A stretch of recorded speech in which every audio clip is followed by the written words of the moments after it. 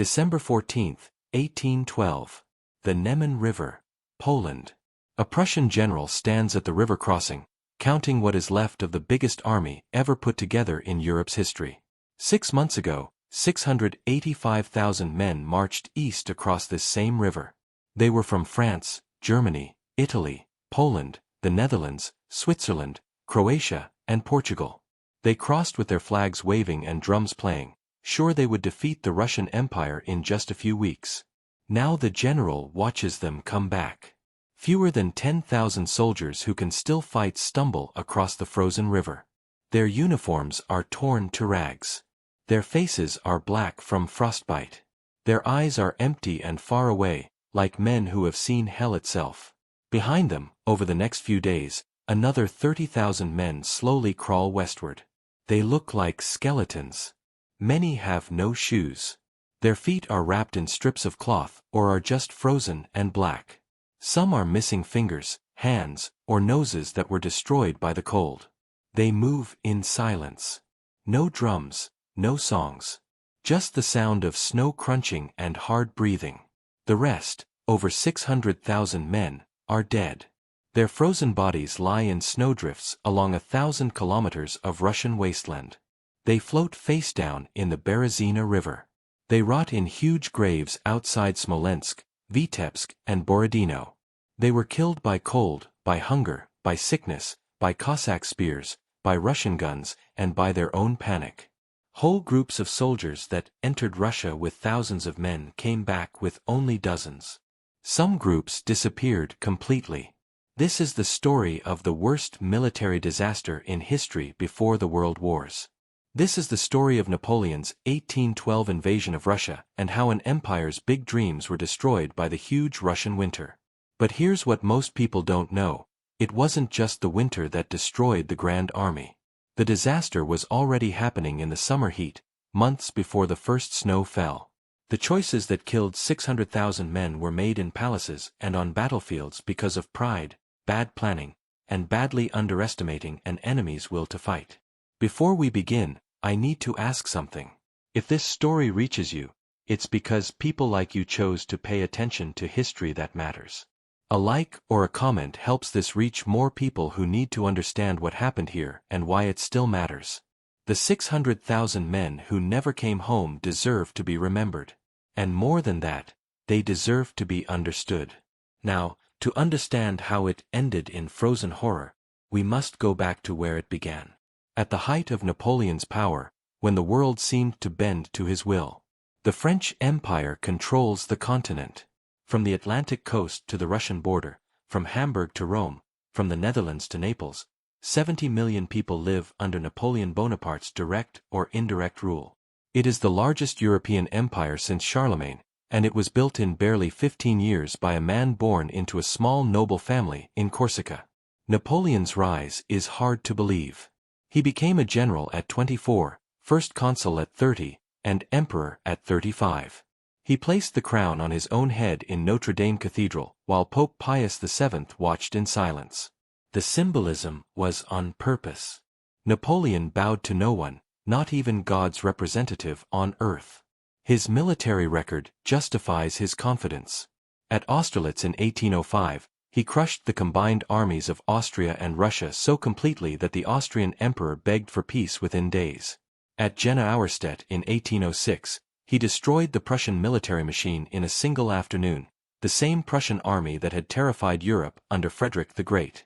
At Wagram in 1809, he defeated Austria again, forcing them into alliance through marriage to Archduchess Marie-Louise. Coalition after coalition formed against him. Coalition after coalition was destroyed. By 1811, there are no major continental powers willing to challenge France on the battlefield, except one. But the relationship with Russia is complicated, built on an alliance that both emperors knew was temporary. In 1807, after defeating Russia at Friedland, Napoleon met Tsar Alexander I on a raft in the middle of the Niemen River. The location was neutral ground, neither French nor Russian soil. They talked for hours. Witnesses reported they came out embracing like brothers, having divided Eastern Europe between them. The Treaty of Tilsit made official what became known as the Peace of the Two Emperors. It lasted 3 years. The problem was Britain. Britain controlled the seas. Napoleon controlled the land. Neither could strike the final blow against the other. The English Channel was too narrow to allow French invasion fleets to cross undetected and too well defended to force through. After the disaster at Trafalgar in 1805, when Admiral Nelson destroyed the combined French-Spanish fleet, Napoleon gave up plans to invade Britain directly. Instead, he created the Continental System in 1806, a total economic blockade. Every European nation under French influence was forbidden from trading with Britain. The strategy was strangulation: deny Britain its markets, collapse its economy, and force it to negotiate from weakness. It required total obedience across the entire continent. Russia agreed at Tilsit. For 3 years, Russian ports were closed to British goods. But by 1810, the Russian economy was bleeding money. Russia's wealth came from exports, grain, timber, and naval supplies. Britain was the primary buyer. Without British trade, Russian grain rotted in warehouses. The nobility, whose fortunes depended on selling crops, grew restless. Tsar Alexander faced pressure from his own court: lift the blockade or face internal revolt. In late 1810, Russian ports quietly began admitting British ships again. Napoleon knew immediately. His spies reported every violation. He sent angry diplomatic letters. Alexander replied with vague promises and continued opening Russian trade. Then Napoleon made it personal. In December 1810, he took over the Duchy of Oldenburg, a small German state ruled by Duke Peter, who happened to be Tsar Alexander's uncle. Napoleon didn't even bother with an excuse. He simply declared Oldenburg part of France and kicked out the Duke. Alexander took it as the insult it was meant to be. By early 1811, both empires were preparing for a war they hadn't yet declared. French troops began gathering in the Duchy of Warsaw, the Polish puppet state Napoleon had created from Prussian and Austrian territories. Russian armies moved to the western frontier. Diplomatic letters grew colder, then stopped entirely. Both emperors issued ultimatums the other ignored. Napoleon faced a choice: accept Russian defiance of the Continental System or enforce obedience through war. Acceptance was impossible. If Russia broke the blockade without punishment, other nations would follow. The entire strategy against Britain would collapse. Napoleon's authority, built on the principle that his word was law across Europe, would be exposed as empty. But war with Russia was not like war with Austria or Prussia. Russia was huge. His marshals knew it. His ministers knew it. Charles XII of Sweden had invaded Russia a century earlier with 40,000 men and returned with barely 4,000. The Swedish king, once considered the greatest military mind in Europe, died in exile, broken by the Russian winter and scorched earth. Napoleon's advisors raised the comparison. He dismissed it. Charles XII was reckless, he argued. Napoleon was methodical. Charles XII had inadequate supplies. Napoleon would stockpile for months. Charles XII underestimated Russian toughness. Napoleon would bring such overwhelming force that resistance would be futile. Most critically, Napoleon believed this would not be a war of conquest.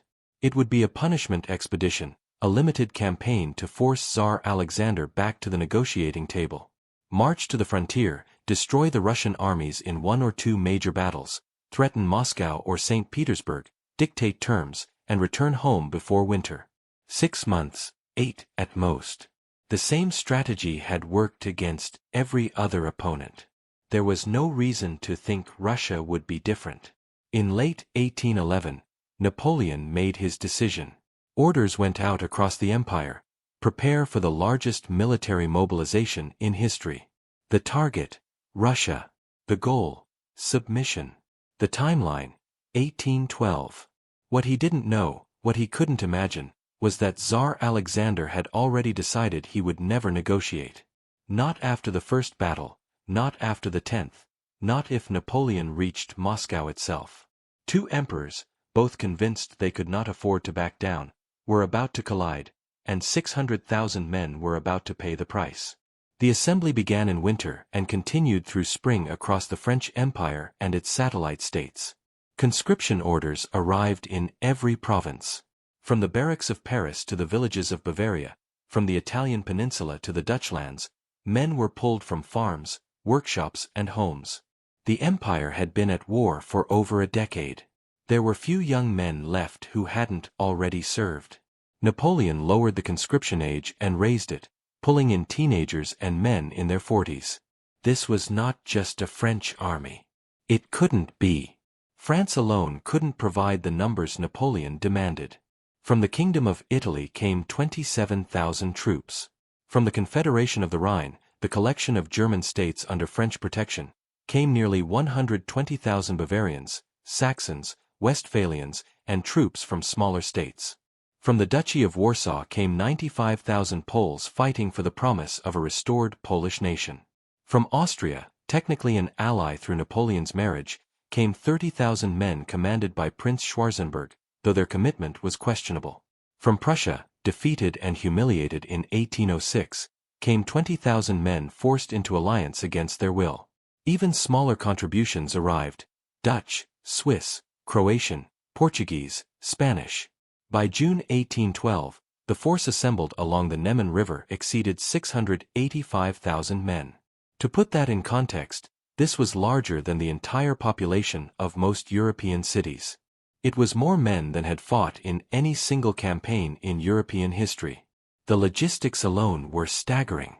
Napoleon spent months planning the supply system. Massive storage depots were established in East Prussia and Poland. Danzig, Königsberg, and Warsaw became gigantic warehouses packed with grain, ammunition, medical supplies, and animal feed. Some 250,000 horses were assembled, both for cavalry and to pull the wagon trains. Portable ovens were built to bake bread on the march. Engineers prepared pontoon bridges to cross rivers. Mobile hospitals were organized. The preparation was meticulous. Napoleon had always excelled at logistics. It was one of the keys to his success, moving armies faster and keeping them supplied better than his opponents could manage. The army was organized into three main groups. The center, commanded by Napoleon himself, numbered approximately 450,000 men and would drive directly toward Moscow. The northern wing under Marshal MacDonald, about 32,000 men, would advance toward St. Petersburg, threatening Russia's western capital. The southern wing under Prince Schwarzenberg, about 34,000 Austrians, would guard the right flank and tie down Russian forces in Ukraine. By mid-June, the entire force was positioned along the Niemen River, the border between the Duchy of Warsaw and the Russian Empire. On the opposite bank, silence. Russian patrols had withdrawn. No shots were fired. The frontier was empty. June 23, 1812. Evening. The first French units began crossing the Niemen on pontoon bridges near Kaunas. Engineers had worked through the night to position the floating bridges across the river. Infantry crossed in columns, boots thundering on the wooden planks. Cavalry followed, horses nervous at the swaying beneath their hooves. Then artillery, the heavy guns dragged by teams of horses, the pontoons groaning under the weight. Napoleon himself crossed on June 24, riding with the Imperial Guard, his elite veterans, the core of every major victory. Witnesses recorded that the crossing took 4 full days at all designated points. The tramping of hundreds of thousands of boots made the ground shake. Dust clouds rose so thick they darkened the sky. Local Lithuanians watched from a distance, terrified and awed. Once across, Napoleon issued a proclamation to the Grande Armée. Soldiers, the Second Polish War has begun. The first ended at Friedland and Tilsit. At Tilsit, Russia swore eternal alliance with France and war with England. She now breaks her oath. Russia is drawn onward by fate. Her destiny must be fulfilled. The soldiers cheered. Many of them believed this would be over quickly. Russia would offer battle, Napoleon would win as he always won, and they would be back in their garrisons by autumn. The march east began. Almost immediately, problems emerged. The roads of Lithuania and Poland were not like the paved highways of France or the maintained routes of Germany. They were dirt tracks that turned into rivers of mud after rain. The summer of 1812 brought heavy storms in the first weeks. The primitive roads became nearly impassable. Wagons sank axle-deep. Artillery pieces had to be dragged through the muck by dozens of men. Traffic jams stretched for kilometers as units bottlenecked at river crossings and narrow passes. The supply system, so carefully planned, began breaking down within days. Supplies that were supposed to move forward by wagon sat stranded in depots because the roads couldn't handle the traffic. The army was advancing faster than the logistics could support. Commanders started using Napoleon's traditional strategy: live off the land. Scouting parties searched the countryside for food, animal feed, and supplies. But Lithuania and Poland were not the rich farmlands of Germany or Italy. The population was lower. Villages were smaller and poorer. There simply wasn't enough food to feed an army of 685,000 men and 250,000 horses passing through. Soldiers began going hungry. Not starving yet, but eating half rations, then quarter rations. The horses had it worse. Horses require enormous amounts of feed, around 20 pounds per day for a cavalry mount, more for draft horses pulling artillery and wagons. The countryside couldn't provide it. Horses began weakening, then collapsing. Within the first week, hundreds were dying daily. Within 2 weeks, thousands of dead horses lined the roads. The army marched past rotting carcasses that bloated in the summer heat, attracting clouds of flies. The stench became unbearable. Without horses, wagons were abandoned. Without wagons, supplies couldn't move forward. Without supplies, soldiers starved. And then disease arrived. Typhus broke out first, spread by lice in the unwashed uniforms and the cramped quarters where men slept pressed together. Then dysentery from contaminated water sources. Soldiers drank from streams and rivers polluted by the hundreds of thousands of men and animals passing through. Within days of drinking, they developed violent diarrhea. Dehydration killed many. Weakness disabled more. By the end of June, less than a week into the campaign, the Grand Army's medical services were overwhelmed. Field hospitals filled with men too sick to march. Officers faced a grim choice: leave the sick behind to recover and likely be captured or die, or slow the entire army's advance. Most were left behind. The pace of advance was brutal. Napoleon was pursuing the Russian armies, trying to force them into battle before they could escape deeper into Russia. Units marched 30, sometimes 40 kilometers per day in summer heat. Men collapsed from exhaustion and heat stroke. More were left by the roadside. Desertion began. First a trickle, then a steady stream. Men from the satellite states, Poles, Germans, Italians, saw their friends dying of disease and starvation before a single battle had been fought. Some slipped away at night. Others simply stopped marching and let the columns pass them by. By mid-July, the Grand Army had advanced roughly 300 kilometers into Russia. They had not yet fought a major battle, and they had already lost over 130,000 men, nearly 20% of the force that crossed the Niemen. Dead from disease, dead from starvation, dead from exhaustion, deserted, straggling, left behind in hospitals. The army was bleeding out before the war had truly begun. Napoleon knew the numbers. His staff reported the losses daily. But he remained confident. The Russians were ahead of him, withdrawing eastward. When he caught them, he would destroy them in battle, as he had destroyed the Austrians at Austerlitz, the Prussians at Jena. One decisive victory would end this. He just had to catch them. What he didn't yet understand was that the Russians had no intention of giving him the battle he wanted. Not yet. Not until they had chosen the ground. Not until the Grand Army had bled itself to the point where victory, even if Napoleon won the field, would be hollow. The trap was already closing. Napoleon just couldn't see it yet. The Russian armies were retreating, but it wasn't panic. It was calculation. 2 Russian commanders controlled the western frontier forces, and they hated each other. General Mikhail Barclay de Tolly commanded the First Western Army, 120,000 men positioned near Vilna.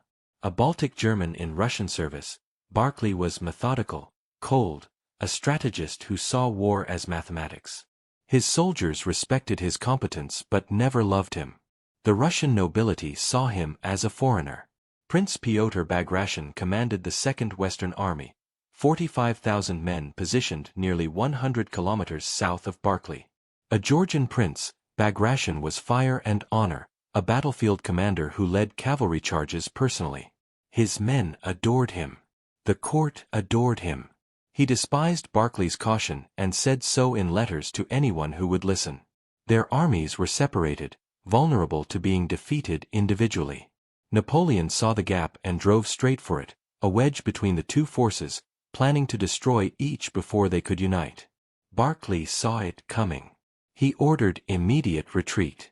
Bagration, furious but recognizing the danger, withdrew south.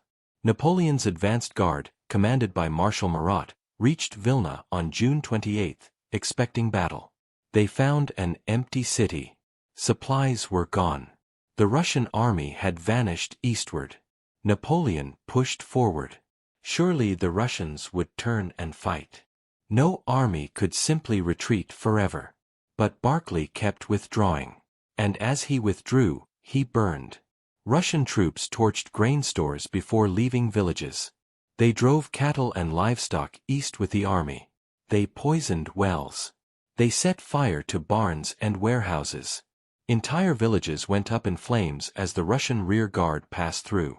The French advance encountered nothing but ash and abandoned buildings. Foraging parties returned empty-handed. Starvation deepened. In St. Petersburg, the strategy ignited fury. Russian nobles demanded Barclay's arrest. He was abandoning sacred Russian soil without firing a shot. He was a coward, a traitor, possibly a French spy. Bagration wrote angry letters to Tsar Alexander. For God's sake, send someone to command the army who has some determination. We are leading the enemy into the heart of Russia. This German will destroy us all. Alexander wavered. The political pressure was enormous. But Barclay's reports were clear. The French army was falling apart on the march. Every day without battle weakened Napoleon. Every kilometer deeper into Russia stretched French supply lines to the breaking point. Barclay was trading space for time, and space was the one resource Russia had in unlimited supply. By mid-July, the two Russian armies were still separated but moving to link up. Napoleon, growing desperate, sped up the pursuit. His soldiers were marching 40 kilometers per day in brutal heat. More collapsed, more died, more deserted. On July 28, Napoleon reached Vitebsk with his forward units. He had been in Russia for 5 weeks. His army was already catastrophically weakened, and he had not fought a single major battle. He halted. For the first time since crossing the Niemen, he seriously considered stopping the campaign. His marshals gathered in his headquarters, a commandeered mansion in Vitebsk. Maps covered the tables. The discussion was blunt. Marshal Davout, his most trusted subordinate, laid out the numbers. Of the 450,000 men in the main Central Army group, fewer than 200,000 were combat-ready. Disease, desertion, and starvation had consumed the rest in 5 weeks. Marshal Berthier, his chief of staff, raised the supply situation. Depots in Poland were failing to push supplies forward. The army was already on half rations. Horses were dying faster than they could be replaced. Marshal Ney, always aggressive, argued for pressing forward. The Russians were running. One more push would force them to fight. Napoleon listened, staring at the map. Moscow was marked in the distance, hundreds of kilometers deeper into Russia. St. Petersburg to the north. Both tantalizingly close and impossibly far given the state of his army. He could halt here, consolidate, fortify Vitebsk and the surrounding region, spend the winter resupplying and reorganizing, and resume the campaign in spring 1813 with fresh troops and full supplies. It was the rational choice. But it meant admitting he had failed to force a decisive battle. It meant wintering in hostile territory with supply lines stretching back over 600 kilometers. It meant giving Tsar Alexander a full year to rebuild and prepare. Most critically, it meant showing weakness. The moment the other European powers learned Napoleon had halted his offensive without defeating Russia, the coalition would reform. Austria would turn. Prussia would revolt. The empire would face war on every frontier. Napoleon stood from the table. We continue. The pursuit resumed. On August 16, near the city of Smolensk, the French advanced guard finally caught a substantial Russian force, Bagration's Second Army, which was attempting to link with Barclay's First Army inside the city. Napoleon saw his chance. If he could take Smolensk quickly and trap Bagration before the armies united, he could destroy half the Russian force. He ordered an immediate assault. The Battle of Smolensk lasted 2 days. French artillery bombarded the old walls of the city while infantry assaulted from 3 sides. Russian defenders held the walls desperately, buying time for Bagration to escape eastward. Buildings burned. The city's wooden structures ignited under cannon fire. By the second day, Smolensk was an inferno.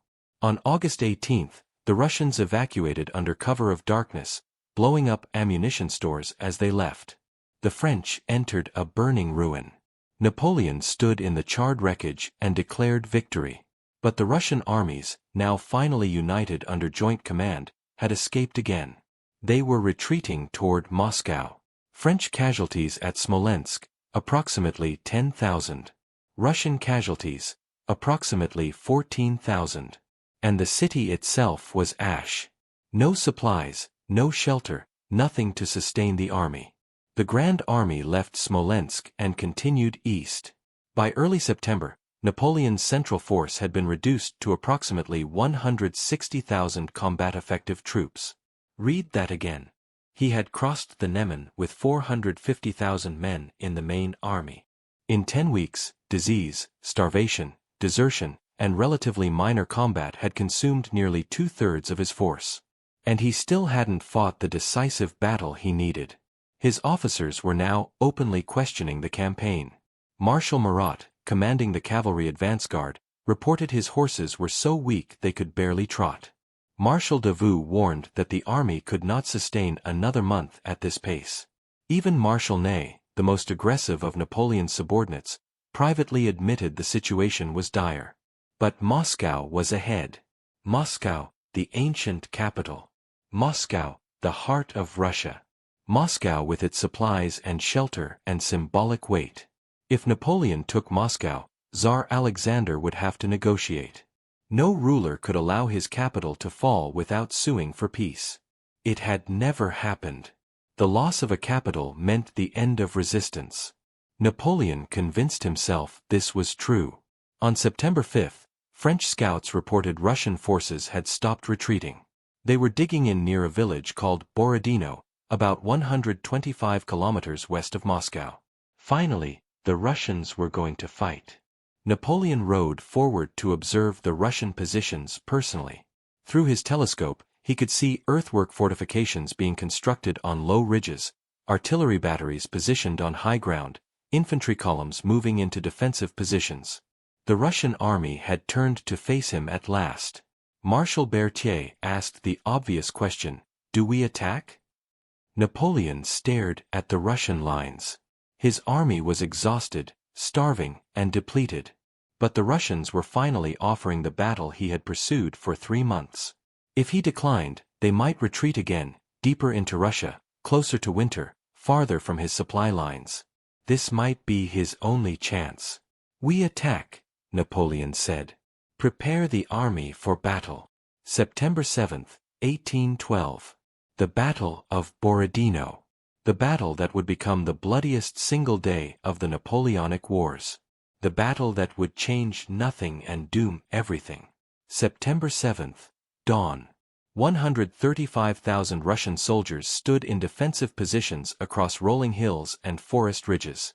They had spent 2 days digging earthwork fortifications, flèches, angular dirt walls reinforced with timber, positioned to create overlapping fields of fire. At the center of the line rose the great redoubt on Raevsky Hill, a massive earthwork battery holding 18 heavy cannons.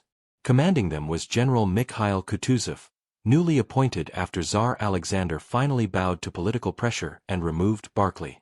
Kutuzov was 67 years old, fat, missing an eye from an old wound, and known for falling asleep during planning meetings. The court loved him because he was Russian, not a Baltic foreigner. Soldiers loved him because he had survived 50 years of war and still led from the front. He hadn't wanted this battle. He agreed with Barclay's strategy: retreat, let space and time destroy the French. But the Tsar, the nobility, and his own officers demanded a stand. So Kutuzov chose the ground carefully, defensive positions that would maximize Russian artillery and minimize French maneuverability. Opposite them were 130,000 French and Allied troops prepared to attack. They had 587 cannons. Napoleon had established his command post on a low hill with clear sight lines to the battlefield. At 6 a.m., he gave the order. The French guns opened fire. Over 500 cannons fired at once. The sound was a physical force that shook the ground. Smoke erupted in massive clouds. Cannonballs screamed through the air and crashed into Russian positions, tearing through earthworks and men with equal indifference. The Russian batteries answered. Another 600-plus guns firing. The world became noise and smoke and iron. This was the Napoleonic era's version of industrial slaughter. Artillery could fire 2 to 3 rounds per minute. Solid shot, iron cannonballs, could punch through multiple men in a row. At closer range, canister shot turned cannons into giant shotguns, spraying hundreds of metal balls that shredded entire formations. Explosive shells burst above or among infantry, scattering shrapnel. After an hour of bombardment, Napoleon sent in the infantry. French columns, masses of men in tight formation, advanced toward the Russian flèches on the left of the line. These were the fortifications held by Bagration and his corps. The French were to take them, collapse the Russian left, and roll up the entire position. The columns marched forward through smoke so thick they could barely see 20 meters ahead. Russian artillery switched to canister. The effect was immediate and horrific. Men in the front ranks were simply erased, heads, torsos, limbs disappearing in sprays of blood. Those behind stepped over the bodies and kept marching. They reached the flèches and assaulted with bayonets. Russian defenders fired muskets point-blank, then met the French with bayonets of their own. Men stabbed, clubbed, and strangled each other in the confined earthworks. The fighting was hand-to-hand, desperate, savage. The French took the flèches. Russian reserves counterattacked and retook them. The French assaulted again. The flèches changed hands 3 times in 2 hours. Bodies piled so high inside the earthworks that men had to climb over corpses to fight. General Bagration, commanding the defense, was hit by shrapnel that tore into his leg. He refused to leave the field, rallying his men from horseback even as blood soaked through his uniform. Finally, blood loss forced him to be carried away. He would die of the wound weeks later. But his men held. The flèches were eventually taken by the French, but at a cost that staggered even hardened veterans. Entire battalions were destroyed. Regimental commanders died leading charges. Colonels fell. Majors took command and died minutes later. Captains led companies until they too were killed. Marshal Ney, commanding one of the assaulting corps, had his horse shot out from under him. Then another. Then a third. He continued on foot, sword in hand, leading his men forward through the smoke and fire. While the flèches were being contested, the center of the battlefield became a horror of its own. The great redoubt on Raevsky Hill was the key to the Russian position. Whoever held it controlled the battlefield. Napoleon ordered a massive assault. French heavy cavalry, cuirassiers in steel breastplates and helmets, formed up for the charge. These were shock troops designed to smash through defensive lines by sheer weight and speed. Behind them, infantry prepared to exploit the breach. At 9 a.m., the cuirassiers charged. Imagine it. Thousands of armored men on massive horses moving from trot to canter to gallop, lances and sabers leveled, the ground shaking beneath the hooves, the sound like continuous thunder. The Russian artillery opened fire with canister at 200 meters. Horses and men went down in heaps, tumbling and screaming. The charge barely slowed. At 100 meters, Russian infantry fired massed musket volleys. More cavalrymen fell. The survivors crashed into the Russian lines. For a few minutes, the cuirassiers broke through. They reached the Great Redoubt, sabering gunners and driving Russian infantry back. French infantry rushed forward to support. Then Russian reserves, Cossack cavalry and line infantry, counterattacked. The French were driven out. The redoubt remained in Russian hands. Napoleon's subordinate, General Caulaincourt, his master of horse and a personal friend, led another cavalry charge at the Great Redoubt an hour later. He reached the earthworks, fighting hand-to-hand with Russian soldiers. A bayonet took him in the chest. He died instantly. Napoleon received the news without visible reaction. He called for another assault. By noon, the Great Redoubt had been assaulted 4 times. French casualties were mounting catastrophically, but so were Russian losses. Both sides were feeding men into the grinder, neither willing to yield. At 2 p.m., a coordinated French assault, infantry, cavalry, and massed artillery, finally overwhelmed the Great Redoubt's defenders. French troops seized the position and turned the Russian guns around, firing into the Russian rear. The Russian center buckled. For a moment, it looked like the entire line might collapse. Kutuzov, watching from his command post, committed his last reserves. Columns of Russian infantry and cavalry counterattacked toward the redoubt, trying to retake it. The fighting on and around Raevsky Hill became apocalyptic. Artillery from both sides fired into the melee, killing their own men along with the enemy. Cavalry charged and countercharged. Infantry formations dissolved into mobs of men stabbing and shooting at anything that moved. The hill was carpeted with bodies, French and Russian, so intermixed that in the smoke it was impossible to tell the lines apart. And then something strange happened. Napoleon, watching from his command post, had one force remaining that he had not yet committed. The Imperial Guard, his elite reserves, 20,000 strong, the best troops in the Grande Armée, veterans of a dozen campaigns, fiercely loyal, supremely trained. His marshals begged him to send them in. Marshal Ney rode to Napoleon personally. "Give me the guard, and I will take the entire Russian army." Napoleon refused. Historians still debate why. He was ill, suffering from a severe cold, possibly a bladder or urinary infection that left him in constant pain and difficulty. He seemed strangely passive throughout the battle, issuing orders mechanically but without the fire and intuition that had won him so many previous victories. Some argue he knew, on some level, that even if he destroyed the Russian army here, he had no reserves left for what came after. Some argue he was simply too sick to think clearly. Some argue it was caution born from knowing how far he was from France, how weak his army already was. Whatever the reason, the Imperial Guard did not attack. The decisive blow was never delivered. By 6 p.m., after 12 hours of continuous slaughter, the guns began to fall silent. The Russian army, battered, bleeding, with entire divisions shattered, withdrew in relatively good order toward Moscow under cover of darkness and smoke. Kutuzov recognized he could not hold the field another day, but his army was intact enough to retreat. The French held the battlefield. Technically, this was a victory. Napoleon issued a bulletin declaring a great triumph. The cost, French and Allied casualties, approximately 30,000 killed and wounded. Russian casualties, approximately 45,000 killed and wounded.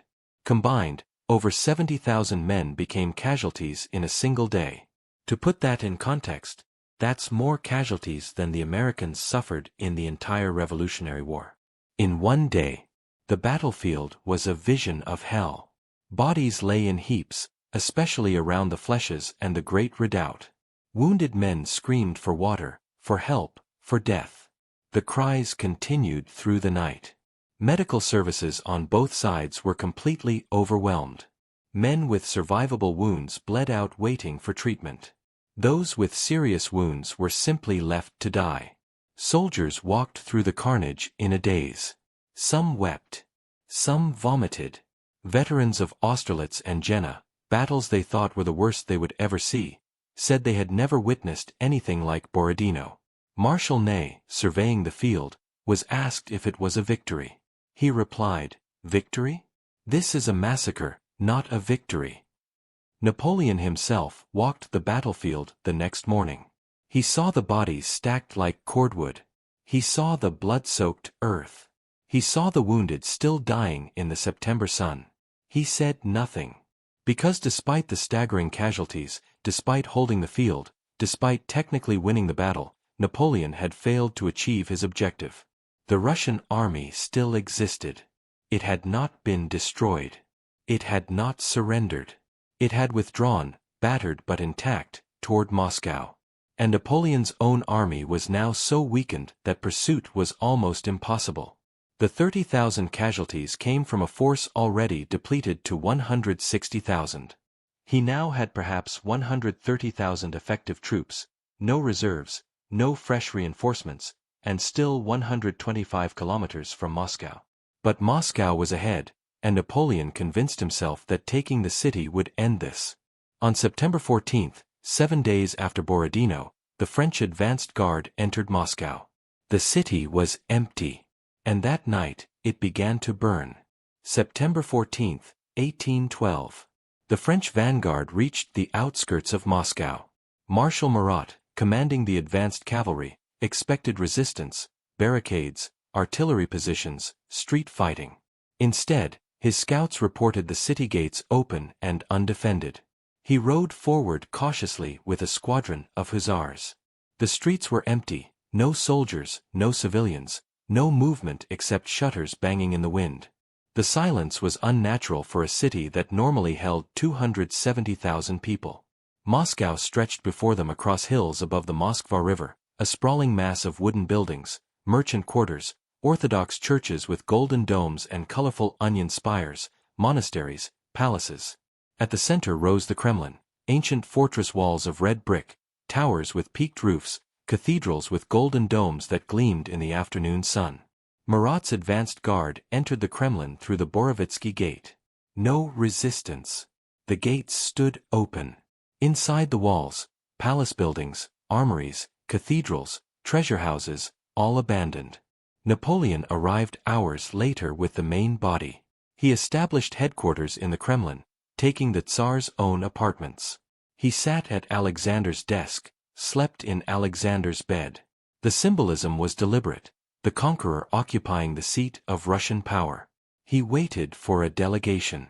In every other European capital he had entered, Vienna, Berlin, Madrid, civic officials or nobles had come to offer surrender and negotiate terms. It was how these things worked. The army was defeated, the capital occupied, the government sued for peace. Napoleon waited through the afternoon. No one came. He waited through the evening. The city remained silent. His marshals began reporting what they found. The arsenals were empty, weapons and ammunition evacuated. The granaries were mostly bare, grain either removed or destroyed. Moscow's governor, Count Fyodor Rostophin, had ordered the evacuation of the entire population. Those who couldn't leave on their own were marched out under guard. Only a few thousand remained, the very old, the very sick, criminals released from prisons. And the fire pumps were gone. Every single one.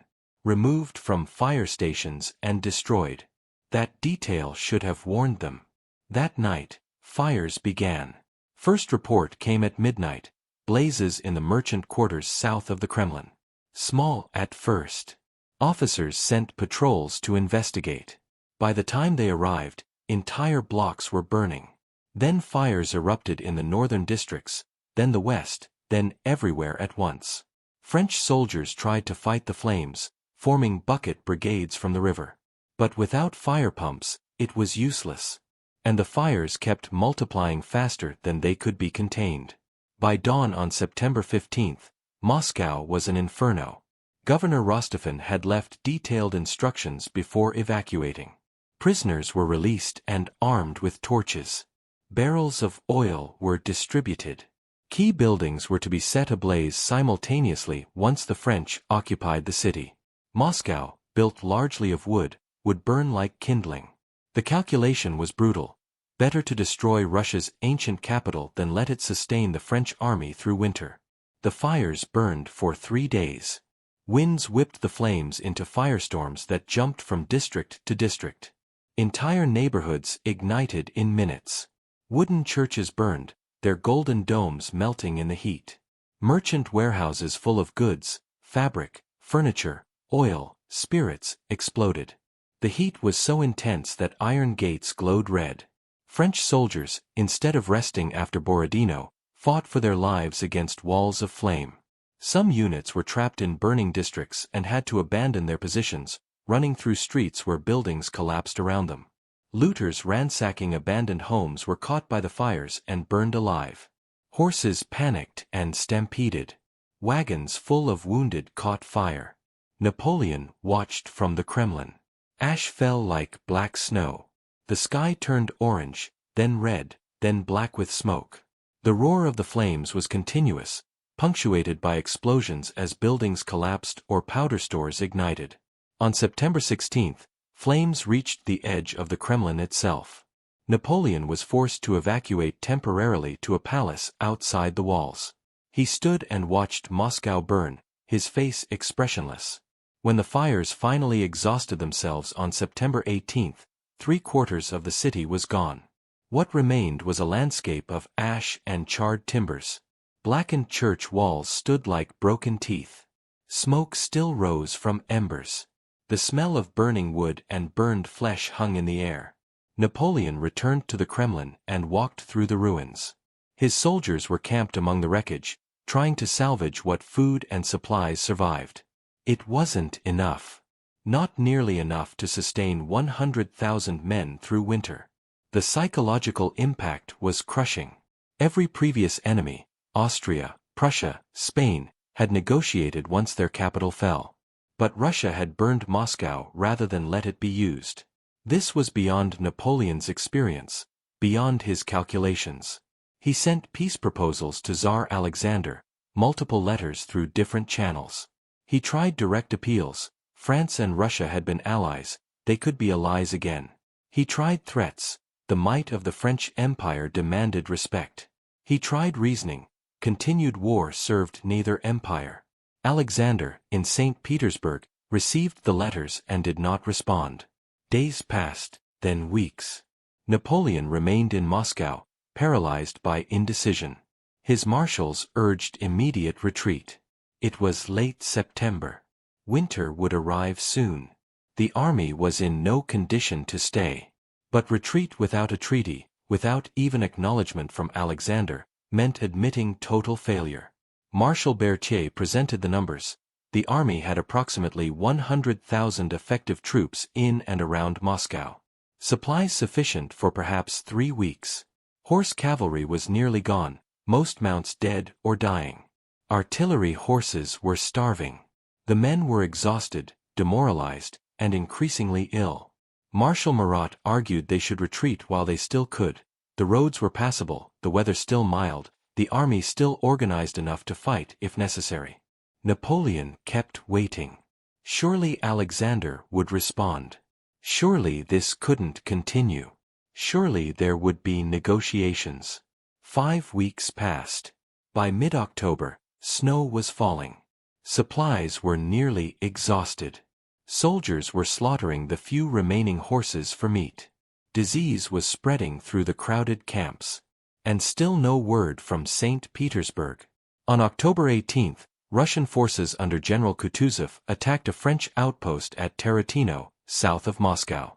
It was a small engagement, but it signaled that the Russian army, rebuilt and reinforced since Borodino, was no longer simply retreating. They were preparing to attack. Napoleon called a council of war that evening. His marshals gathered in the Kremlin. The discussion was short. They had to leave now, before Russian forces cut the roads west, before winter made retreat impossible, before the army disintegrated completely. Napoleon issued the order on October 19. The Grande Armée would withdraw from Moscow. He still believed they could retreat in good order, reach Smolensk, resupply from the depots there, and winter in friendly territory. The campaign had failed, but the army could be saved. Next year, with reinforcements, they could try again. Every assumption in that plan was wrong. At 10 a.m. on October 19, the retreat began. The army formed columns and marched southwest, hoping to retreat through southern territories that hadn't been devastated by the advance. The soldiers looked back at Moscow's ruins as they left. Some felt relief to be finally leaving the cursed city. Others felt dread at what lay ahead. They were right to be afraid. Within days, the retreat would transform from orderly withdrawal to nightmare. Within weeks, it would become the worst military disaster in history. The trap hadn't been Moscow. The trap was the 1,000 kilometers of Russian winter between Moscow and safety. And it was about to close. October 24, 1812. 5 days into the retreat, the French advanced guard pushing southwest toward Kaluga collided with the Russian army at Maloyaroslavets, a small town on the Lusha River. Kutuzov had positioned his forces to block the southern route. He wasn't going to let Napoleon retreat through untouched territory. The battle lasted all day. The town changed hands 8 times. Buildings burned. Streets ran with blood. By evening, the French technically held the town, but at a cost of 5,000 casualties against a reinforced, well-supplied Russian army. Napoleon rode forward to assess the situation personally. Through his telescope, he could see Russian forces in strong defensive positions beyond the town, waiting for him to attack again. He made the decision that sealed his army's fate: turn north, back onto the main road through Smolensk. It was the same road they had advanced on. The same road already stripped of every resource. The same road littered with the dead from the advance. Now 100,000 men and what remained of the baggage train would have to retreat along it, finding food where there was none, through terrain the Russians knew perfectly. Marshal Murat protested. Marshal Ney argued for forcing through at Maloyaroslavets. But Napoleon's nerve had broken. He would not risk another major battle with the army in its current state. The northward turn began on October 26, and the weather turned with it. The first snow fell that night. Light at first, then heavier. Temperatures dropped below freezing. Men who had marched through summer heat and autumn rain now faced winter with inadequate clothing. Here's what had happened to their equipment. After Borodino and the occupation of Moscow, soldiers had discarded their heavy packs to make room for loot: gold candlesticks, silver plates, fine fabrics, icons stripped from churches, treasures that were worthless in the Russian wilderness but which men carried anyway, hoping to sell them if they made it home. Greatcoats were abandoned as too heavy. Extra boots discarded. Field rations thrown away to make room for stolen goods. Now the temperature was dropping, and they had no protection. The first men started freezing to death in early November. They would lie down to sleep around the campfires and simply not wake up. Others froze while walking, collapsing mid-step, dying where they fell. Frostbite took fingers, toes, noses, ears. Flesh turned white, then black.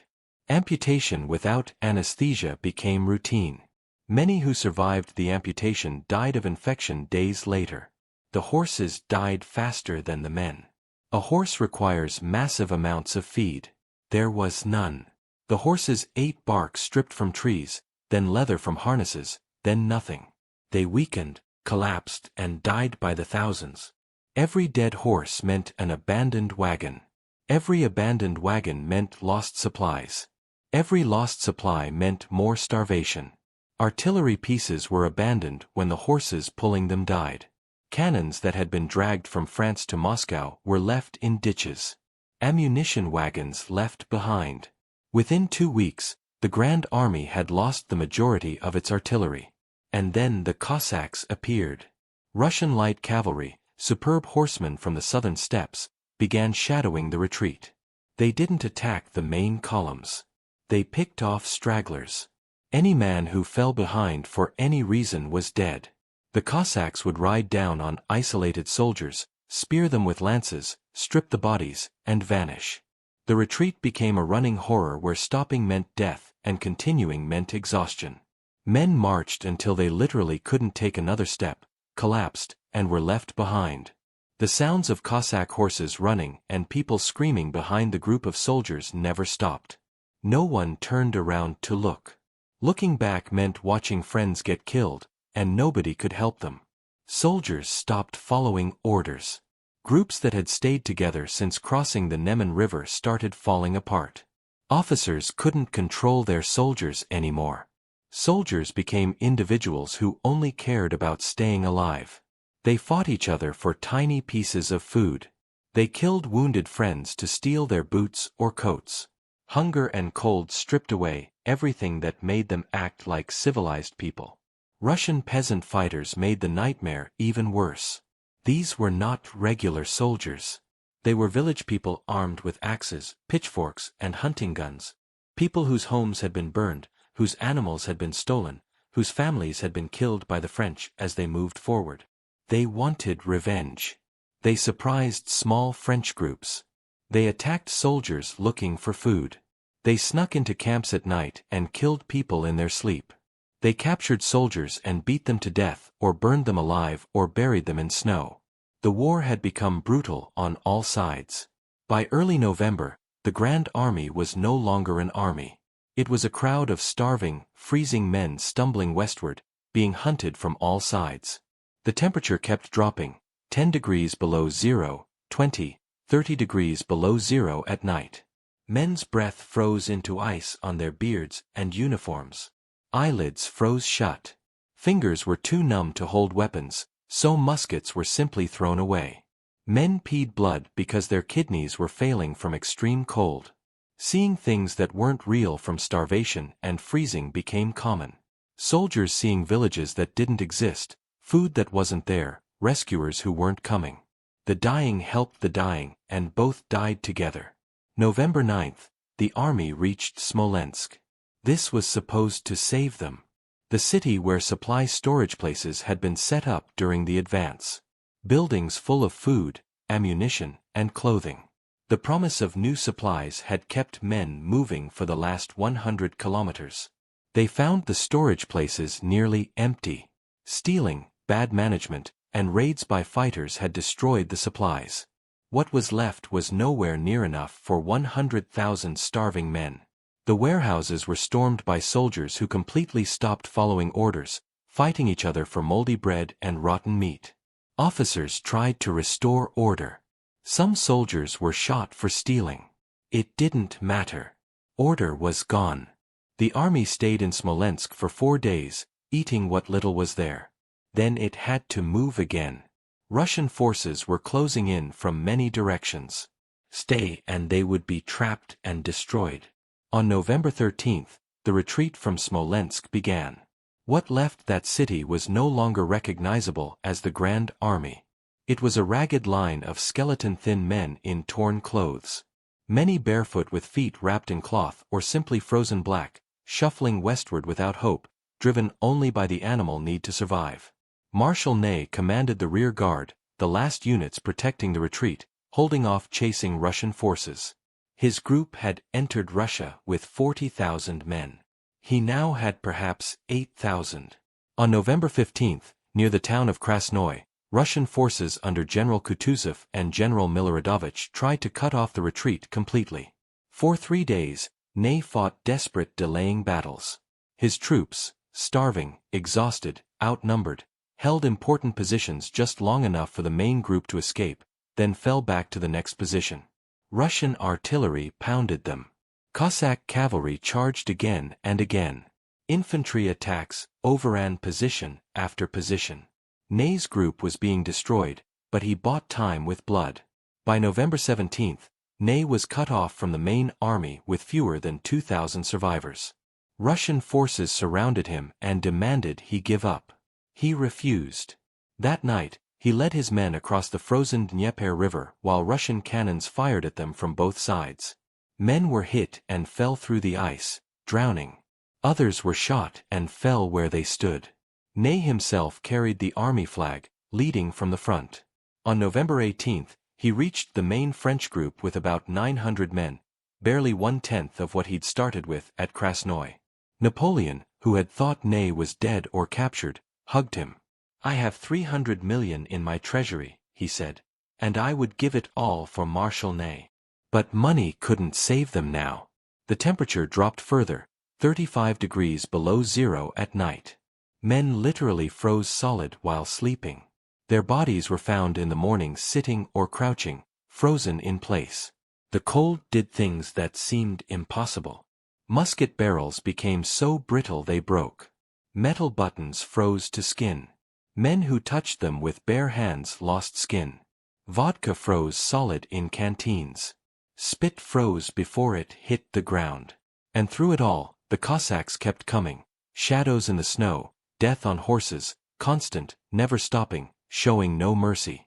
By late November, the army had been reduced to about 40,000 armed soldiers who could fight, plus another 40,000 unarmed stragglers and camp followers, wives, servants, merchants who had followed the army, wounded who somehow kept moving. Ahead lay the Berezina River. Under normal circumstances, by late November, the river should have been frozen solid enough to cross on the ice. But a brief warming period had partially melted it. The result was a 100-meter-wide channel of icy water flowing fast, filled with chunks of floating ice. The bridges had been destroyed by Russian forces days earlier, and 3 Russian armies were coming together to trap Napoleon against the river. Admiral Shishagov with 30,000 men from the south, General Wittgenstein with 30,000 from the north, and Kutuzov's main force of 80,000 from the east. Over 140,000 Russian troops closing in on 80,000 exhausted, starving French trapped against an impossible river. This should have been the end. Total destruction, the complete destruction of the Grande Armée and the capture of Napoleon himself. But the French had one final miracle left. General Jean-Baptiste Ebel commanded the army's Dutch Engineer Corps. He had 400 engineers and a handful of tools, axes, hammers, nails taken from abandoned villages. No proper bridge-building equipment, no pontoons, just men and whatever materials they could find. On November 25, Ebel's engineers began building 2 wooden bridges across the Berezina near the village of Studianka. They worked standing in the river. The water was chest-deep and near freezing. Chunks of ice flowed past, hitting them. They drove wooden posts into the riverbed using hammers and strength. They laid crossbeams taken from torn-apart village houses. They nailed planks across the beams to create a roadway. Men died while working. Freezing to death killed them where they stood. They simply slumped forward into the water and were carried away by the current. Others were crushed by floating ice or collapsing structures. Ebel kept them working through the night by torchlight. By dawn on November 26, 2 narrow, shaking bridges crossed the Berezina. The crossing began. 80,000 people moved toward 2 wooden bridges barely wide enough for a single wagon. French soldiers crossed first to secure the far side, then artillery, then wagons, then the crowd of stragglers. Russian artillery opened fire from across the river. Cannonballs crashed into the crowds waiting to cross. Shells exploded in the mass of people. Panic erupted. People pushed, shoved, trampled each other trying to reach the bridges. The bridges, overloaded and damaged by ice, collapsed. Engineers frantically made repairs while bodies floated downstream. The bridges reopened. The crossing continued for 3 days of horror.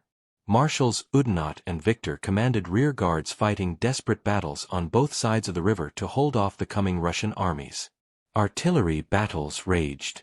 Cavalry charged and countercharged. Infantry formed squares and fired volleys until they ran out of ammunition, then fought with bayonets. On the eastern bank, the crowd waiting to cross grew increasingly panicked. Russian forces were closing in.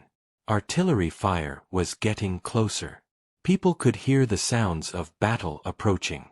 On the morning of November 29, General Ebel received orders from Napoleon: burn the bridges to prevent Russian pursuit. Thousands of stragglers were still on the eastern bank, mostly camp followers, wounded, civilians. They screamed, they begged, they rushed toward the burning bridges, trying to cross even as the flames ate the wood. Some tried to wade or swim across the icy river. They died within minutes in the freezing water. Others stood on the bank and were captured by the arriving Russian forces.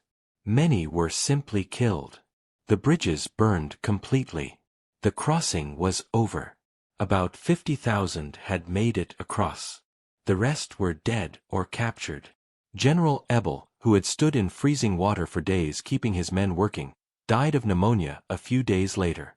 The army, what remained of it, stumbled westward. On December 5, Napoleon made his final decision.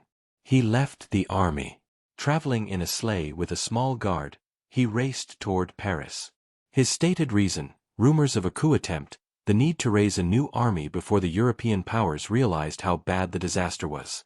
The unstated reason, he was abandoning the men he had led into Russia. He left Marshal Murat in command and disappeared into the night.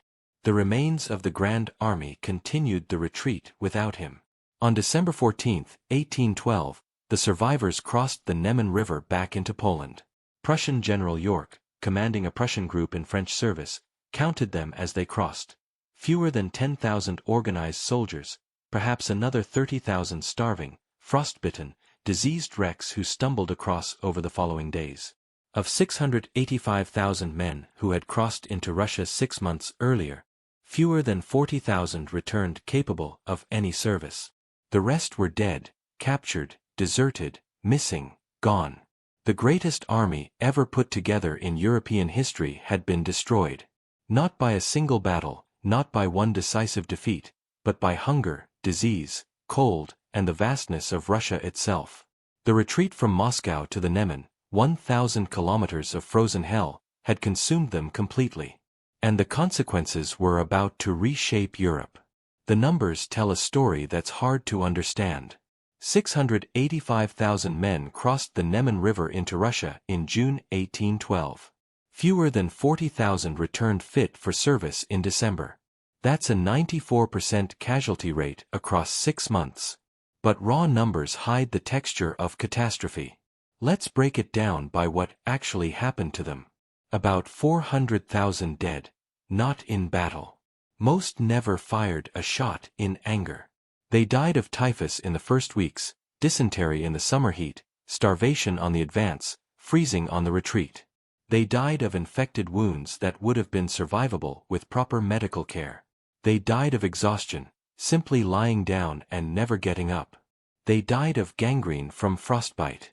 They died drowning in the Berezina. They died with Cossack lances in their backs. About 100,000 captured. Most were marched to prisoner camps in Siberia. Many died on the march there, another 1,000 kilometers through Russian winter. Those who survived the march faced years in brutal conditions. Of the 100,000 captured, fewer than 20,000 ever saw their homes again. About 50,000 deserted during the campaign. Germans, Poles, Italians who saw their units falling apart and slipped away to try to survive on their own. Most died anyway, hunted by fighters, killed by peasants, frozen in forests. Some made it home. Most didn't. The remaining 95,000 were disabled, scattered across Eastern Europe, or died in hospitals in the months after. The material losses were equally catastrophic. Over 200,000 horses died. These weren't just cavalry horses. They were the transportation system of the entire army. Draft horses pulled artillery, ammunition wagons, supply trains, ambulances. Without horses, the army lost mobility, firepower, and logistics all at once.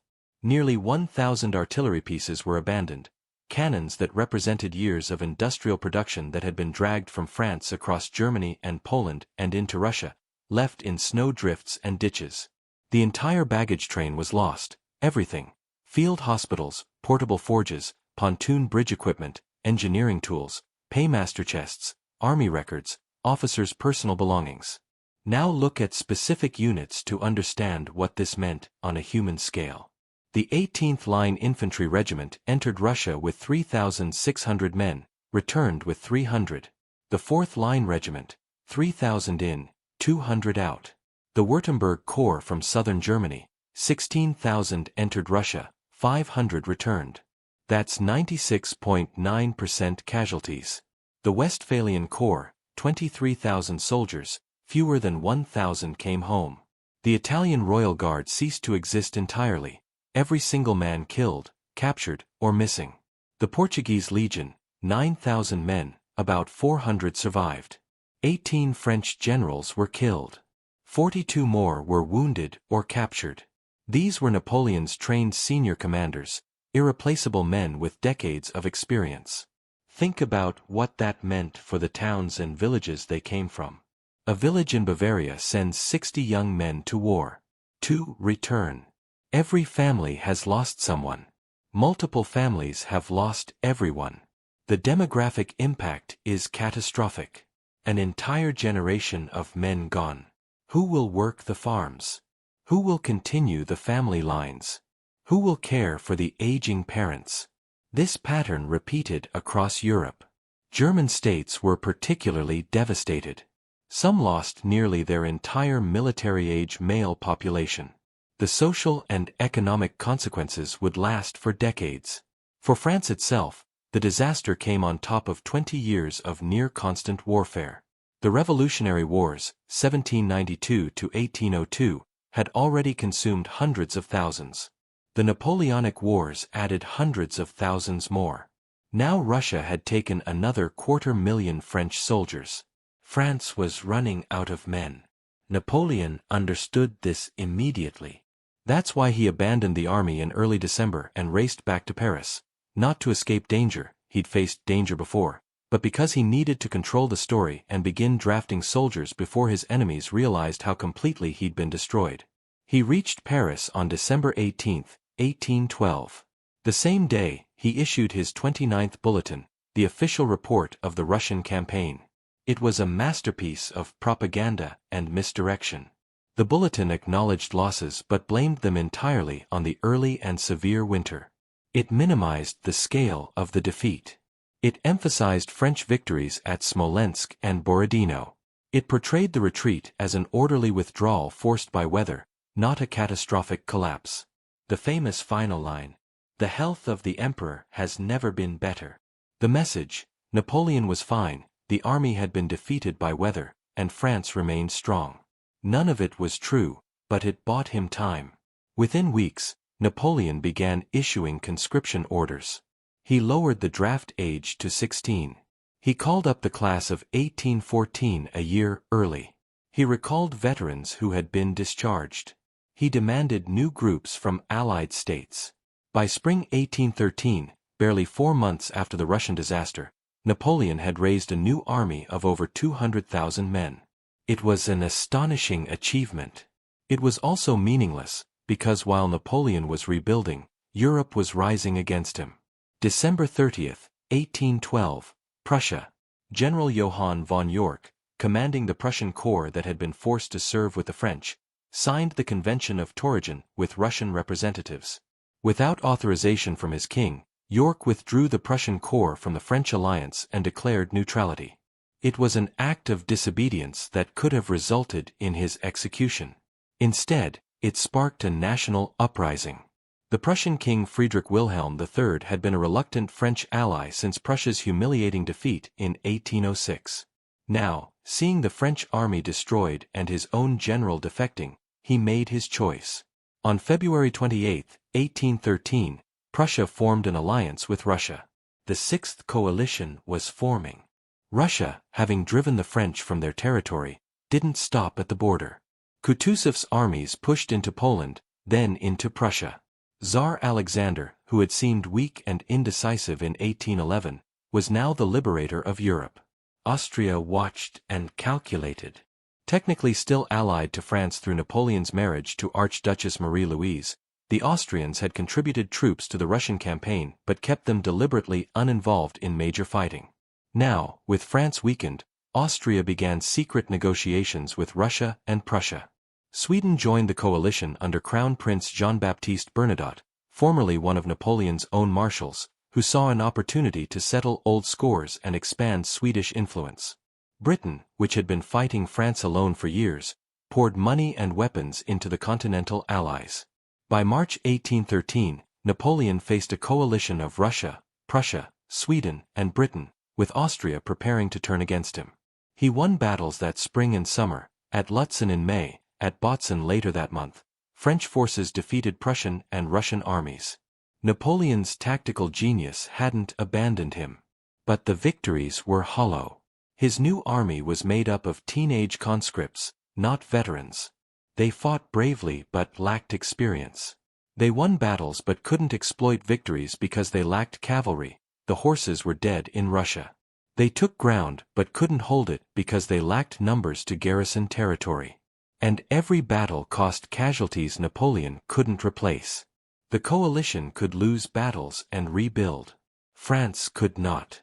In August 1813, Austria joined the coalition. Napoleon now faced over 500,000 Allied troops converging on him from multiple directions. October 16 to 19, 1813, Leipzig, the Battle of Nations.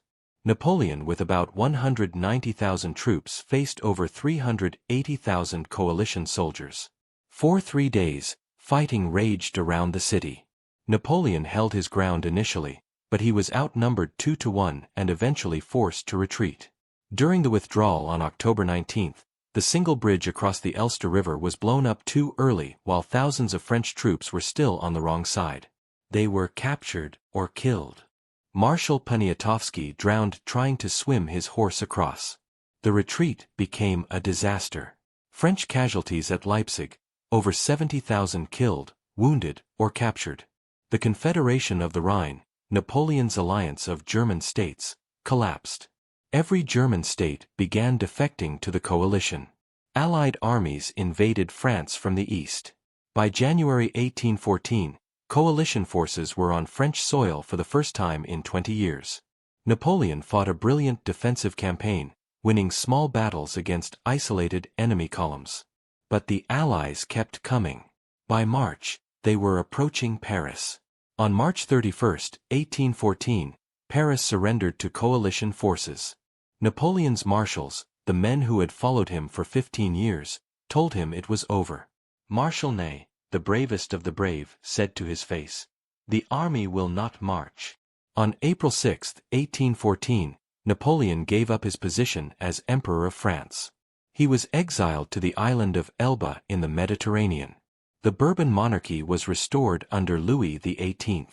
The empire was finished. He would return for the 100 Days in 1815, only to be finally defeated at Waterloo. But that was epilogue. The true end of Napoleon's empire wasn't Waterloo.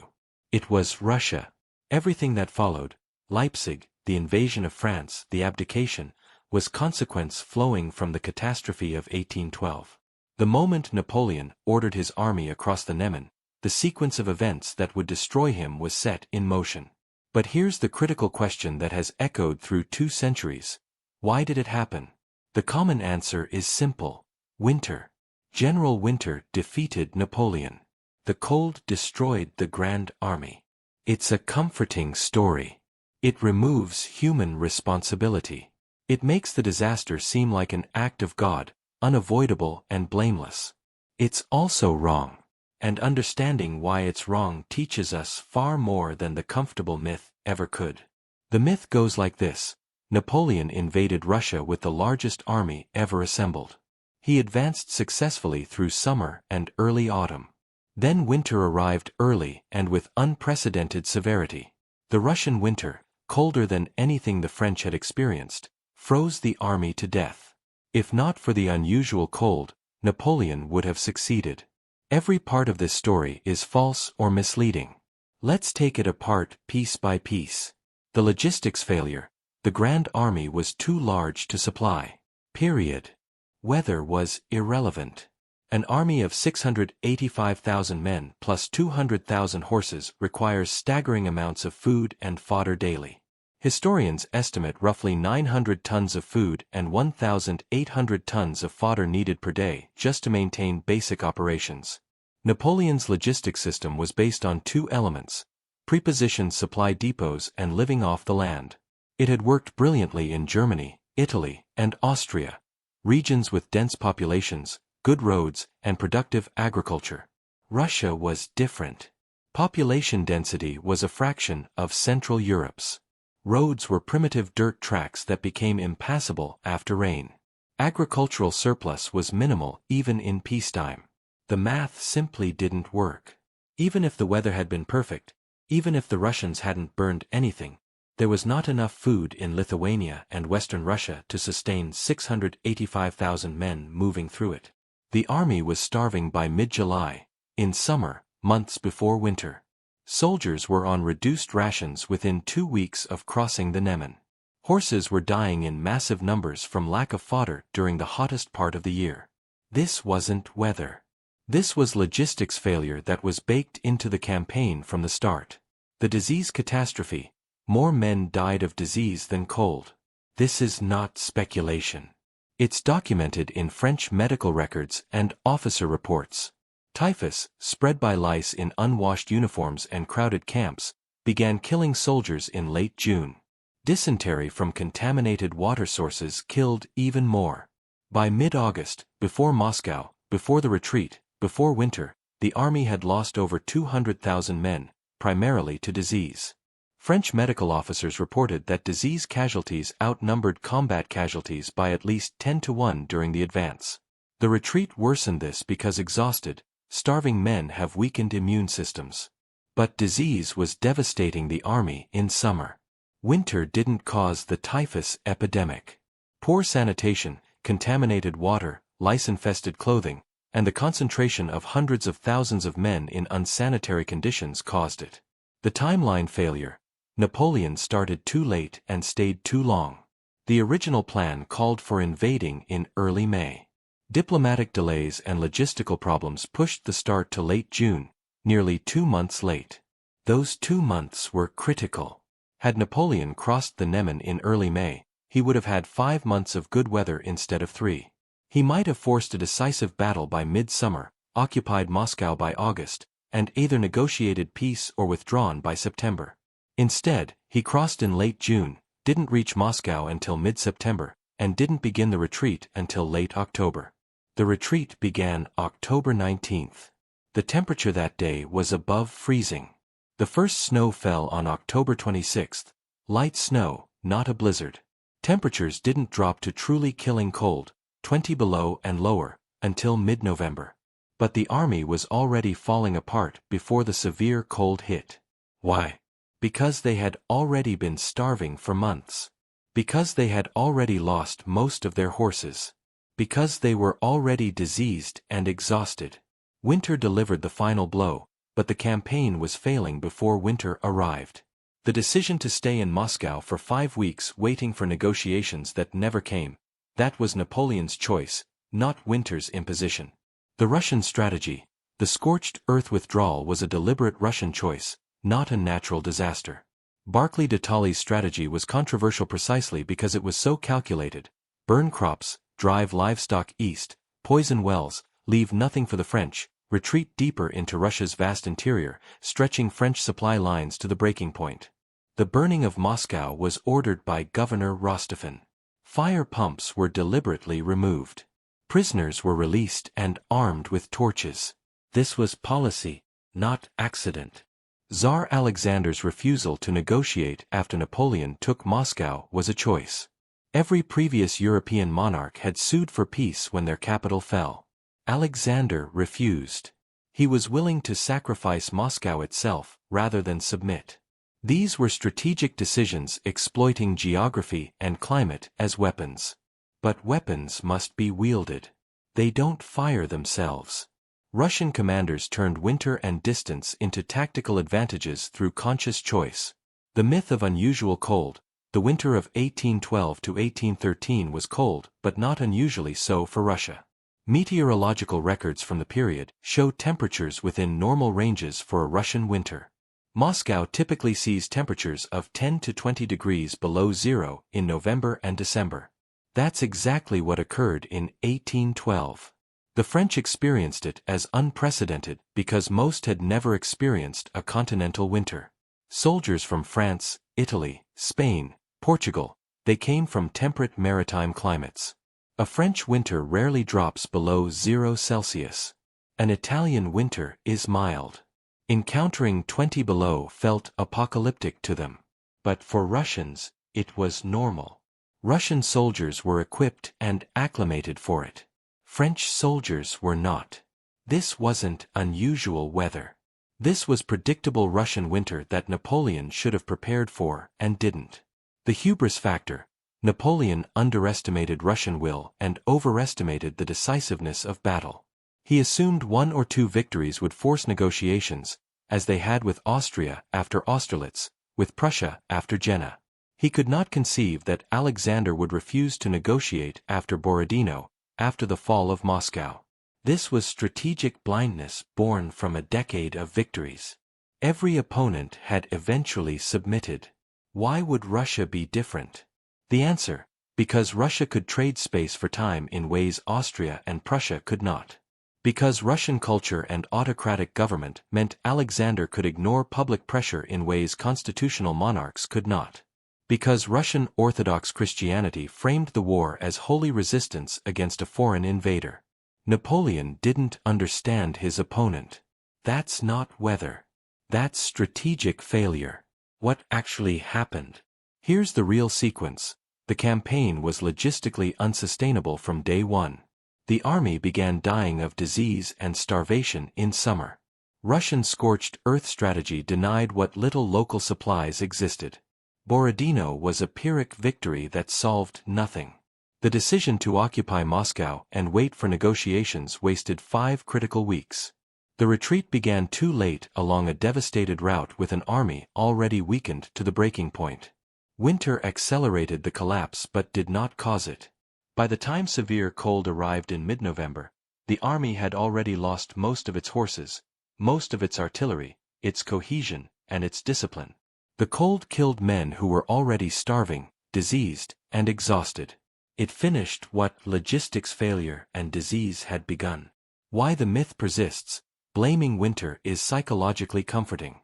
It removes human responsibility. It makes the disaster seem like an act of God, unavoidable, unforeseeable, blameless. It also served French propaganda purposes. Napoleon's 29th bulletin explicitly blamed the early and rigorous winter, while minimizing strategic and logistical failures. It was easier for French pride to accept defeat by nature than defeat by Russia. The myth allows us to avoid confronting the real lessons: that overconfidence leads to catastrophic miscalculation, that logistics matter more than tactical brilliance, that underestimating your enemy is fatal, that knowing when to stop is as important as knowing when to start. Winter makes a better story than "the emperor ignored supply calculations and stayed too long." But history's job isn't to tell comfortable stories. It's to tell true ones. The real lesson: the 1812 campaign failed because Napoleon made a series of strategic errors, invading with an unsustainable force, pursuing an enemy who refused to fight on his terms, staying in Moscow waiting for negotiations that would never come, and retreating too late along a route that could not support his army. Winter was the context in which these errors became fatal. But context is not cause. 600,000 men died because their emperor miscalculated and refused to admit it until too late. That's the truth winter's myth obscures. And it's the truth that has far more to teach us than any fairy tale about cold weather. Now let's look at what happened next and how this disaster reshaped the world. While Napoleon raced back to Paris in December 1812, Europe's kings and ministers were reading reports from the Niemen River crossing and realizing what they meant. The Grande Armée was gone. The myth of French invincibility was shattered. And the man who had terrified the continent for a decade was vulnerable. The first move came from an unexpected source. December 30, 1812, a headquarters in East Prussia. Prussian General Johann von York commanded 20,000 Prussian troops that had been forced to fight alongside the French in Russia. His group had survived relatively intact by avoiding heavy combat, deliberately staying on the campaign's edge while French units bled themselves out. Now, with the French army destroyed, York made a decision that would change everything. Without orders from his king, without authorization from Berlin, he met with Russian representatives and signed the Convention of Torgau, withdrawing Prussian forces from the French alliance and declaring neutrality. It was technically treason. York could have been executed for it. Instead, he became a national hero. Prussia had been humiliated by France in 1806. The Treaty of Tilsit had reduced Prussia to a French client state, territory seized, army limited to 42,000 men, massive payments imposed. For 6 years, Prussian King Friedrich Wilhelm III had endured the humiliation, forced to ally with the power that had destroyed him. York's act of defiance gave him the opening he needed. On February 28, 1813, Prussia formally allied with Russia. Prussian War Minister Gerhard von Scharnhorst, who had been secretly rebuilding Prussia's military capacity for years, unleashed a wave of mobilization. Volunteers flooded recruiting centers. The wars of liberation had begun. In Vienna, Austrian Chancellor Metternich watched and calculated. Austria was technically still allied to France through Napoleon's marriage to Emperor Franz's daughter, Marie-Louise. But Metternich was a realist. He had seen the casualty lists from Russia. He knew France was weakened. He began secret negotiations with Russia and Prussia while publicly maintaining the French alliance. In Stockholm, Crown Prince Jean-Baptiste Bernadotte, born a Frenchman, formerly one of Napoleon's own marshals, committed Sweden to the coalition. Bernadotte had his own ambitions and old grudges against his former commander. In London, British Foreign Secretary Lord Castlereagh opened the treasury. Gold and weapons flowed to the Continental Allies. Britain had been fighting France alone for years. Now, finally, there was a real chance to end it. By March 1813, the Sixth Coalition had formed: Russia, Prussia, Sweden, and Britain. Napoleon knew it was coming. That's why he had abandoned his army in December to reach Paris ahead of the news and begin rebuilding before his enemies could mobilize. What he accomplished in 4 months was extraordinary. Through ruthless conscription, he raised over 200,000 fresh troops by spring 1813. He called up the class of 1,814 early, boys as young as 16. He recalled discharged veterans. He stripped fortresses of their garrisons. He demanded new groups from allied states that were already wavering. By May 1813, Napoleon fielded an army again. He marched east to meet the coalition. At Lutzen on May 2, he defeated a Prussian-Russian army of 73,000 with 110,000 French troops. At Bautzen on May 20 to 21, he won again, 115,000 French against 96,000 coalition soldiers. 2 victories in 3 weeks, tactically brilliant, strategically meaningless. Here's why: the new army was made of conscripts, not veterans. They fought bravely but lacked experience. More critically, Napoleon had almost no cavalry.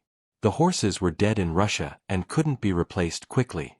Without cavalry, he couldn't pursue beaten enemies or scout enemy positions effectively. He won battles but couldn't destroy the armies he defeated. Meanwhile, coalition casualties were replaceable. They had vast reserves of manpower and Britain's gold to sustain operations. French casualties were not replaceable. Napoleon was burning through his last generation of fighting-age men. And Austria was about to turn. In June 1813, an armistice was declared to negotiate peace. Metternich met with Napoleon personally at Dresden. The Austrian Chancellor offered terms. France could keep its natural frontiers, the Rhine, the Alps, the Pyrenees, but must abandon Italy, Germany, Poland, and Spain. It was generous. It would have left Napoleon ruling the most powerful state in Europe. But it required him to accept limits. Napoleon refused. After 2 decades of expanding French power, he couldn't accept contraction. He couldn't conceive of France as just one power among many rather than the dominant force. Metternich left the meeting knowing war would continue. On August 12, 1813, Austria joined the coalition. Napoleon now faced over 500,000 coalition troops converging from multiple directions: Prussians and Russians from the north, Austrians from the south, a mixed Allied force from the west. He had perhaps 440,000 troops scattered across Germany trying to defend too much territory. The coalition plan was simple: avoid battle with Napoleon personally but attack his subordinates whenever possible, wear down French forces through attrition, converge on a central point, and force a decisive battle only when numerical superiority was overwhelming. Through September and early October, this strategy worked. French marshals lost battles. Territory was abandoned. Napoleon rushed from crisis to crisis, winning tactical victories but losing the strategic picture. By mid-October, coalition armies were converging on Leipzig. Napoleon concentrated his forces there, about 190,000 troops. Facing him were over 380,000 coalition soldiers, Austrians under Prince Schwarzenberg, Prussians under Field Marshal Blücher, Russians under Tsar Alexander personally, and a Swedish group under Bernadotte. October 16, 1813, the Battle of Nations began. For 3 days, fighting raged around Leipzig. Unlike previous coalition efforts, this time they maintained coordination. When Napoleon attacked one sector, others pressed their fronts to prevent reinforcement. When he shifted forces, they shifted with him. The French fought desperately. Units that had never seen combat before held their ground against veteran coalition troops. But the numbers were impossible. 2 coalition soldiers for every French one, more artillery, more cavalry, more reserves. On October 18, Saxon and Württemberg units, German states that had fought with France for years, defected to the coalition mid-battle. They simply turned their guns around and fired into French positions. Napoleon ordered retreat that evening. The withdrawal became catastrophic. There was only one bridge across the Elster River. Over 30,000 French troops were still in Leipzig fighting rearguard actions when a junior officer, panicking as coalition forces approached, blew the bridge too early. Thousands of French soldiers were trapped on the wrong side. Some tried to swim the river. Marshal Poniatowski, commander of the Polish Corps, tried to swim his horse across and drowned. Others were captured. Most were killed. French casualties at Leipzig exceeded 70,000, killed, wounded, captured. Coalition casualties were around 54,000 total. But they could afford it. Napoleon could not. The Confederation of the Rhine collapsed immediately. Every German state that had allied with France switched sides or declared neutrality. The Grand Duchy of Warsaw dissolved. The Kingdom of Westphalia ceased to exist. Napoleon's entire system of allied states in Germany evaporated in days. By November, coalition armies crossed the Rhine into France itself. For the first time in 20 years, France faced invasion.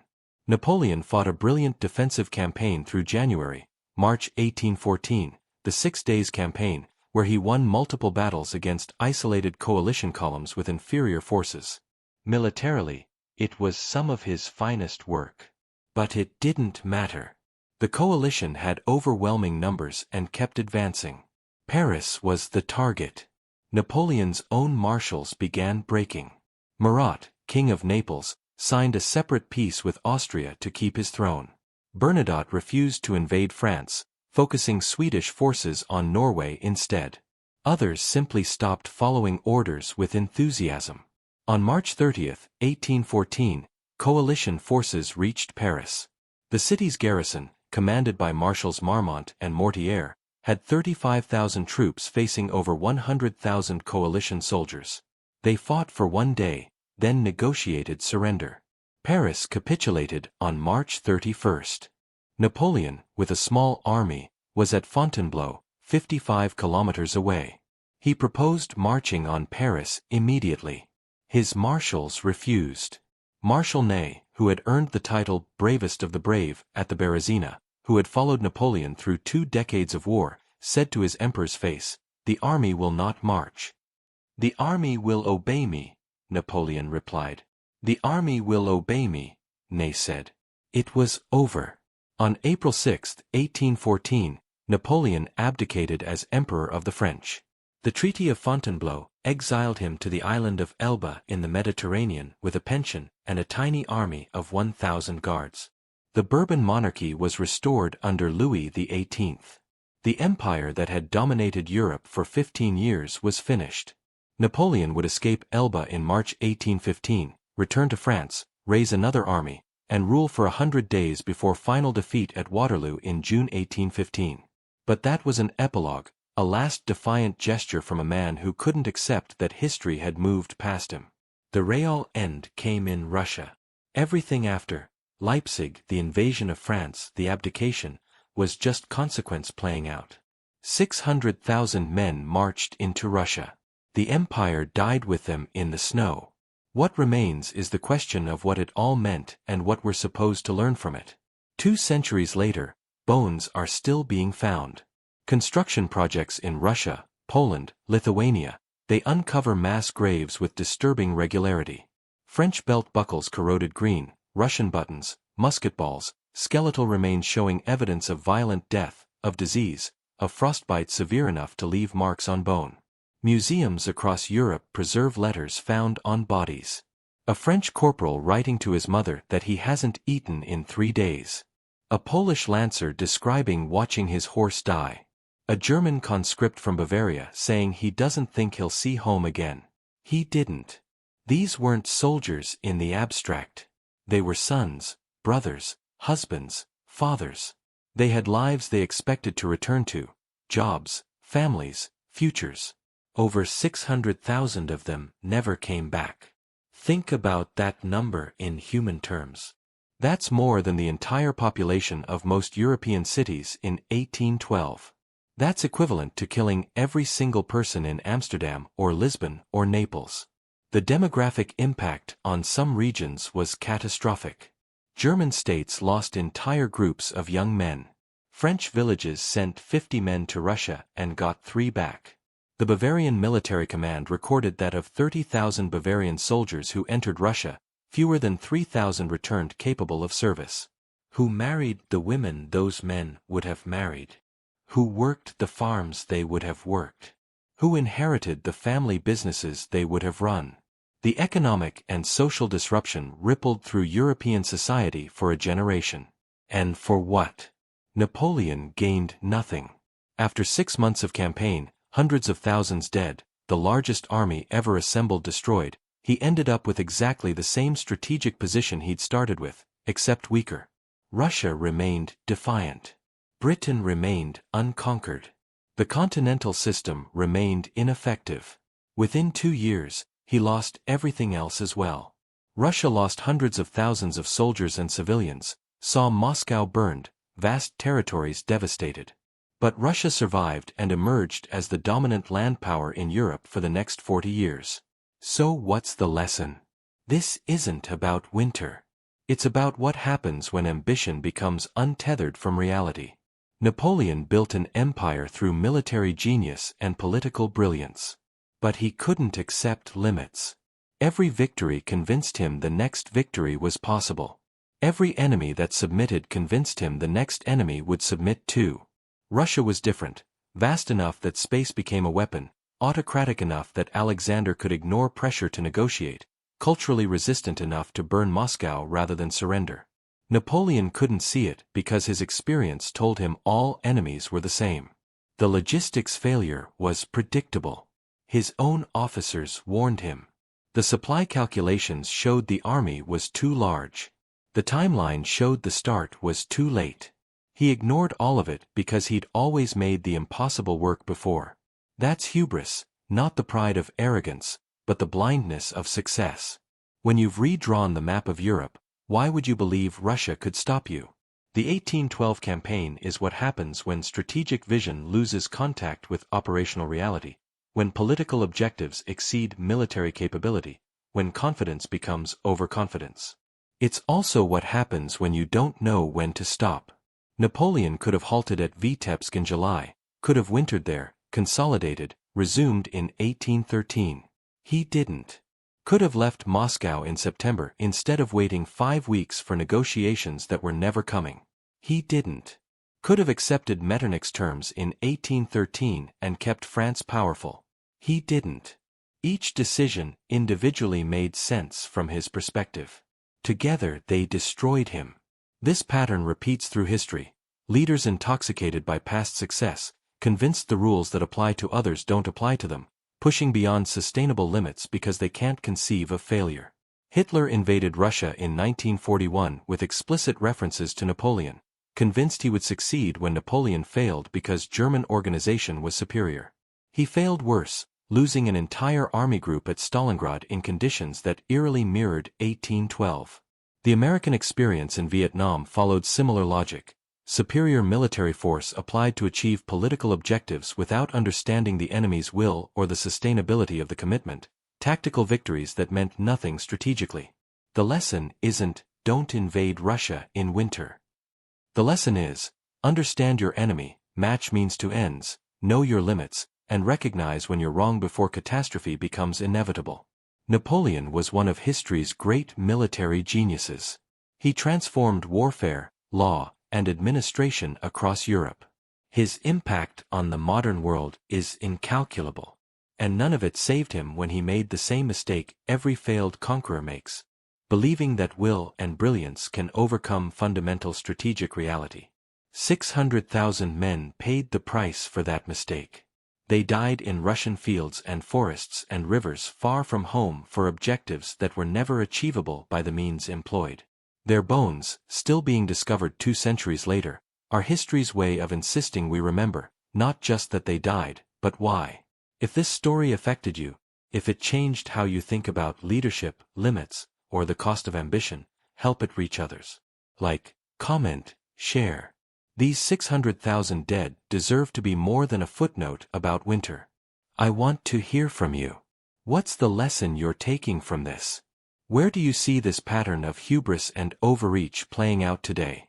Drop your thoughts in the comments. I read everyone and respond to as many as I can. Subscribe if you want more history that matters. Stories that don't just tell you what happened but force you to think about why it matters. The ghosts of 1812 are still teaching, still warning, still showing us what happens when empire exceeds grasp. The only question is whether we're willing to listen. Thanks for staying with this story to the end. It's long. It's brutal. It's not easy. But neither was the history. These men deserve to have their story told fully and honestly. See you in the next one.